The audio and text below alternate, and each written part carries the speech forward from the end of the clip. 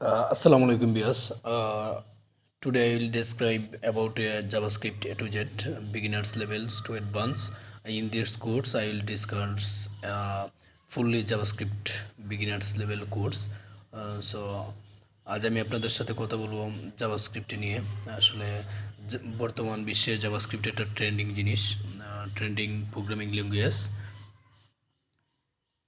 তো প্রথমেই আসে যে আমাদের জাভাস্ক্রিপ্ট কী। তো এ বিষয়ে বলতে হলে জাভাস্ক্রিপ্ট কি, জাভাস্ক্রিপ্ট হলো একটা ক্লায়েন্ট সাইড স্ক্রিপ্টিং ল্যাঙ্গুয়েজ বা browser scripting. Client side scripting ল্যাঙ্গুয়েজের সাইটের বিপরীত হলো সার্ভার সাইড ল্যাঙ্গুয়েজের কোডগুলো ওয়েব সার্ভার বা রান করা হয়।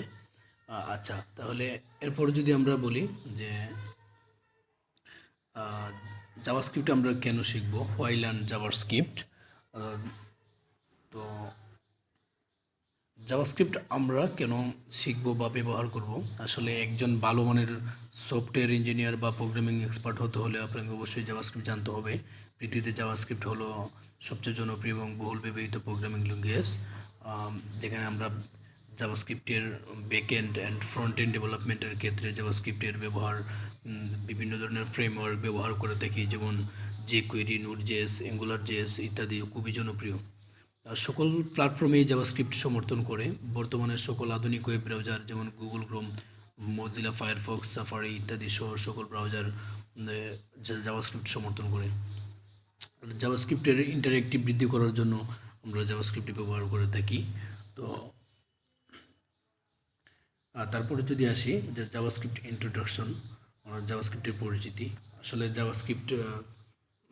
জাভাস্ক্রিপ্টের উৎপত্তি কে বা জাভাস্ক্রিপ্ট কীভাবে হলো, এই বিষয়ে যদি বলতে হয় তাহলে প্রথমে বলতে হবে জাভাস্ক্রিপ্ট কোথা থেকে তৈরি হয়েছে। আসলে জাভাস্ক্রিপ্টের ধারণা আসে সি এবং C++, মানে আর জাভা সমন্বয়ে। জাভাস্ক্রিপ্টের সিনটেক্স অনেকটাই সি++এর জাভার মতো হলেও C++ জাভার অনেক জটিলতা এখানে নেই। জাভাস্ক্রিপ্ট হলো একটা ইন্টারপ্রিটেড ল্যাঙ্গুয়েজ। এর প্রতিটা লাইন ব্রাউজার দ্বারা ইন্টারপ্রিট বা পালিত হয়। আসলে আমি এই টিউটোরিয়ালে এখানে কিছু প্রশ্ন লিখে রেখেছি আগে থেকে। সো এই প্রশ্নগুলোর সম্পূর্ণ আনসার এখানে নেই। আমি একটা পিডিএফ দিব, বাংলা পিডিএফ, সেখান থেকে আপনারা দেখে নেবেন। ডেসক্রিপশন বক্সে সেই পিডিএফের লিঙ্কটা পেয়ে যাবেন। সো আর ডেসক্রিপশন বক্স থেকে আপনি কোথায় থেকে ডাউনলোড করবেন, তো হয়তো গিটহাব বা গুগল ডক্সের লিঙ্ক দিয়ে রাখবো,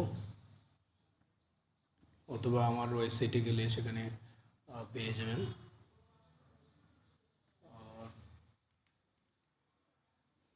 masukmia.me লিখে গুগলে গিয়ে সার্চ করবেন।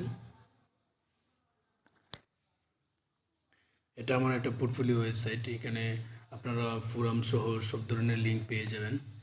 পোর্টফোলিও সব বিভিন্ন ধরনের কোড, ইউটিউবের লিঙ্ক, এখানে সব কিছু পেয়ে যাবেন। এখান থেকে গিয়ে ফোরাম সাইটে যাবেন, ফোরামের মধ্যে আমি দিয়ে দিব। আর কোনো সমস্যা হলে, জাভাস্ক্রিপ্ট সম্পর্কিত কোনো কোয়েশ্চন থাকলে এই ফোরামের মধ্যে এসে কোয়েশ্চন করতে পারবেন। এটা আমার ওয়েবসাইটের ফোরাম। এই ওয়েবসাইটের ফোরামটা মূলত যারা আমার ভিডিও ফলো করবে এবং কিছু শিখতে আগ্রহী তারা এখানে এসে কোয়েশ্চন রাখতে পারে। লগ ইন করে বা রেজিস্ট্রেশন করে লগ ইন করার পর তার বিভিন্ন ধরনের টপিকস নিয়ে আলোচনা করতে পারবে।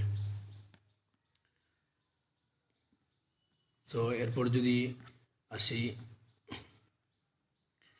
জাভাস্ক্রিপ্টের কোথা থেকে উৎপত্তি, তাহলে জাভাস্ক্রিপ্ট অফিসিয়াল নাম ছিল ECMA জাভাস্ক্রিপ্ট। জাভাস্ক্রিপ্টের উদ্বোধক হলো নেটস্কেপ কমিউনিকেশন কর্পোরেশন এর প্রোগ্রামার ব্র্যান্ডন ইচ বা ব্রেভো সফটওয়্যারের প্রধান নির্বাহী কর্মকর্তা বা সিও। ব্রেভ হলো একটি ফ্রি বা ওপেন সোর্স ওয়েব ব্রাউজার বা ক্রোমিয়াম ওয়েব পেজের নির্ভর ব্রেভ সফটওয়্যার এর দ্বারা কর্তৃক। আসলে ECM স্ক্রিপ্ট নিয়ন্ত্রণ বা ডেভেলপ করতে ECMA European computer manufacture association নামে একটি আন্তর্জাতিক সংগঠন। আর সেখান থেকেই তারা সেই ধারণা নিয়েই মূলত জাভাস্ক্রিপ্টের আবির্ভাব হয়। তো এরপরে যদি আসি যে different between Java and JavaScript, actually Java এবং জাভাস্ক্রিপ্টের মধ্যে পার্থক্য কী? জাভা এবং জাভাস্ক্রিপ্ট সম্পূর্ণ দুইটি আলাদা ল্যাঙ্গুয়েজ। জাভা হচ্ছে পূর্ণাঙ্গ একটা অবজেক্ট ওরিয়েন্টেড প্রোগ্রামিং ল্যাঙ্গুয়েজ, আর জাভাস্ক্রিপ্ট হচ্ছে একটা স্ক্রিপ্টিং ল্যাঙ্গুয়েজ।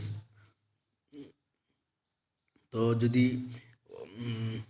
জাভা ও প্রোগ্রামিং ল্যাঙ্গুয়েজের মধ্যে বা একটা শুধু এই দুইটার মধ্যে পার্থক্য, মেন পার্থক্য হলো গিয়ে প্রোগ্রামিং জাভাস্ক্রিপ্ট ও প্রোগ্রামিং ল্যাঙ্গুয়েজ দুইটাই ভিন্ন প্রক্রিয়ার মধ্যে দিয়ে কাজ করে।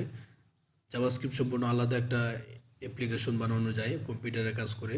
জাভাস্ক্রিপ্টে অনেক বিশেষ কিছু সিনটেক্স আছে যেগুলো জাভা থেকে মানে ধার করা হয় বা নেওয়া হয় আর কি। দেখতে অনেকটা একই রকম বলে নতুন প্রোগ্রামাররা জাভাস্ক্রিপ্টকে জাভা বলে থাকি। আর জাভাস্ক্রিপ্ট শিখতে জাভা বা ও ও কোনো ল্যাঙ্গুয়েজ আগে থেকে জানার কোনো প্রয়োজন নেই। জাভাস্ক্রিপ্ট একটা আলাদা প্রোগ্রামিং ল্যাঙ্গুয়েজ। তো জাভাস্ক্রিপ্টের মূলত তিনটি জিনিস নিয়েই বেসিক্যালি কাজ করে থাকে, যেমন ইসিএমএস স্ক্রিপ্ট, এটা হচ্ছে জাভাস্ক্রিপ্টের মূল অংশ বা কোর ফাংশনালিটি। আমি এখানে যদিও দিই নাই আমি আমার পিডিএফটা দিয়ে দিব। আর ডম, যেখানে ডকুমেন্টেশন অবজেক্ট মডেল, ওয়েব পেজের কন্টেন্টের সাথে কাজ করে। আর বম হলো ব্রাউজার অবজেক্ট মডেল, আমরা ব্রাউজার দিয়ে যখন দেখব যে ডেভেলপ একটা ব্রাউজারের টুল আছে, যেটা আমরা এই ডেভেলপ টুল দিয়ে দেখব ব্রাউজারের যে লাইভে কাজ করা যায় কি না। তো অবশ্যই কাজ করা যায়, কারণ যেহেতু ইসিএমএস স্ক্রিপ্ট, ডম, বম এগুলোর উপরে নির্ভর করে মূলত জাভাস্ক্রিপ্টটা তৈরি হয়েছে। মানে জাভাস্ক্রিপ্ট একটা ইউজার ফ্রেন্ডলি, যেটা আপনার ওয়েবসাইটের ইন্টারেক্টিভ বৃদ্ধি করার জন্যই কেবল এটা ব্যবহার করা হয়ে থাকে বেশিরভাগ। তো জাভাস্ক্রিপ্ট, ইউজ অফ জাভাস্ক্রিপ্ট, মানে আমরা জাভাস্ক্রিপ্ট কোথায় ব্যবহার করবো বা কী, জাভাস্ক্রিপ্ট কেন এত জনপ্রিয়তা বা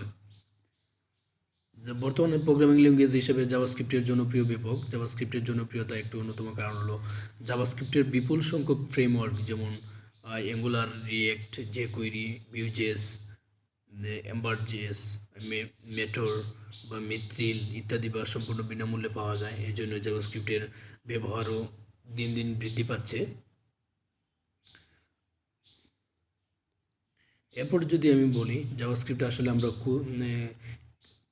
জাভাস্ক্রিপ্টের ক্ষেত্রে কী কী ধরনের পরিবর্তন আনা যায়, যেমন জাভাস্ক্রিপ্ট ব্যবহার করে একটা এসটিএমএলের কন্টেন্ট পরিবর্তন করা যায়, জাভাস্ক্রিপ্ট ব্যবহার করে একটা এসটিএমএলের স্টাইল পরিবর্তন করা যায়, জাভাস্ক্রিপ্ট ব্যবহার করে এসটিএমএলের বিভিন্ন ধরনের ভ্যালু পরিবর্তন করা যায়, জাভাস্ক্রিপ্টের কোনো এসটিএমএল এলিমেন্ট প্রদর্শন করতে পারে, জাভাস্ক্রিপ্ট কোনো এসটিএমএল এলিমেন্ট লুকাতে বা হাইড করতে পারে, যেটা আমরা অবশ্যই প্র্যাকটিক্যালি দেখব।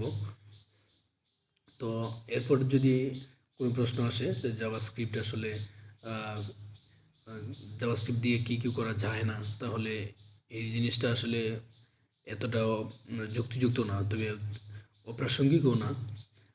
আপনি জাভাস্ক্রিপ্ট কোনো ব্রাউজারে কাজ করতে বা রান করাতে বাধ্য করাতে পারেন না, কারণ আমরা জানি জাভাস্ক্রিপ্ট একটা ক্লায়েন্ট সাইড স্ক্রিপ্টিং ল্যাঙ্গুয়েজ, যা ব্রাউজারে চালু বা রান করতে হয়। আপনি যদি পুরনো ভার্সনে ব্রাউজার ব্যবহার করেন, তাহলে আপনার ব্রাউজারে যদি জাভাস্ক্রিপ্ট ডিসেবল করা থাকে, তাহলে জাভাস্ক্রিপ্ট কাজ করবে না। এক্ষেত্রেই শুধু আমরা জাভাস্ক্রিপ্ট ব্যবহার করতে পারি না। আর সব ক্ষেত্রে জাভাস্ক্রিপ্ট ইন্টারেক্টিভ বৃদ্ধির জন্য আমরা জাভাস্ক্রিপ্ট নিয়ে কাজ করতে পারি।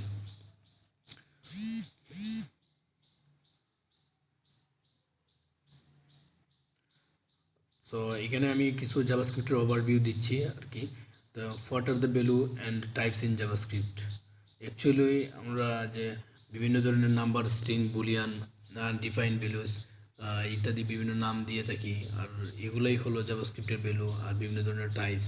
তো এরপর যদি আমরা ভ্যালু বলি যে value types, operator, number, unary operator, Boolean values, automatic types, conversation, summary, পরে program structure, expression and statement, এগুলো আমি এই জন্য করলাম যে আমরা এই সম্পূর্ণ কোর ফাংশনালিটি নিয়ে কাজ করব, যার কারণে আমি এই সবগুলো দিয়ে দিচ্ছি এখানে।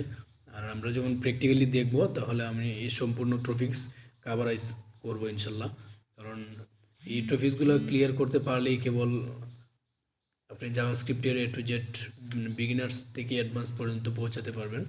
আর এই সম্পূর্ণ টিউটোরিয়ালের মধ্যে দিয়েই আমি মানে সম্পূর্ণ টপিকসগুলো শেষ করব। সো আমার সাথে থাকার জন্য ধন্যবাদ সবাইকে। আর যদি আমার ভিডিও টিউটোরিয়ালটি ভালো লাগে তাহলে এই পর্যন্তই রাখলাম। নেক্সট ভিডিও দেখা হবে নেক্সট ভিডিওতে ইনশাল্লাহ।